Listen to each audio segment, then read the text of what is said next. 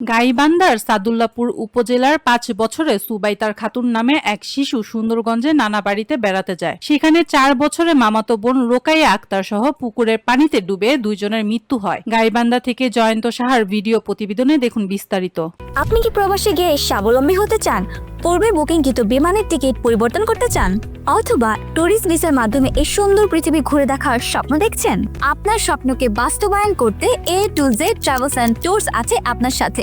শুক্রবার ২৭ জুন দুপুরের দিকে সর্বানন্দ ইউনিয়নের তালুক সর্বানন্দ গ্রামে এই ঘটনা ঘটে। সুবাইতা খাতুন সাদুল্লাপুরের ধামোদরপুর ইউনিয়নের পশ্চিম ধামোদরপুর গ্রামে সাদিকুল ইসলামের মেয়ে ও রোকাইয়া আক্তার তালুক সর্বানন্দ গ্রামের রাব্বিবুল ইসলামের মেয়ে। স্বজনরা জানায় ওই সময় শিশু রোকাইয়া ও সুবাইতা বাড়ির উঠানে খেলছিল। এরই মধ্যে সবার অজান্তে পাশের একটি পুকুরের পানিতে ডুবে যায়। কিছুক্ষণ পর আশপাশের লোকজন দেখতে পেয়ে দুই শিশুর ভাসমান লাশ উদ্ধার করে। ধামোদরপুর ইউনিয়ন পরিষদের সদস্য আব্দুল সালেক মণ্ডল বলেন, পশ্চিম ধামোদরপুর গ্রামে এক শিশু তার নানা বাড়ি সুন্দরগঞ্জে পানিতে ডুবে মৃত্যুর খবর লোকমুখে শুনেছি। সেখানে আরো এক শিশু মারা গেছে। এই বিষয়ে সুন্দরগঞ্জ থানার ভারপ্রাপ্ত কর্মকর্তা ওসি আব্দুল হাকিম আজাদ তালুক সর্বানন্দ এলাকায় পানিতে ডুবে দুই শিশুর মৃত্যুর বিষয়টি নিশ্চিত করেছেন।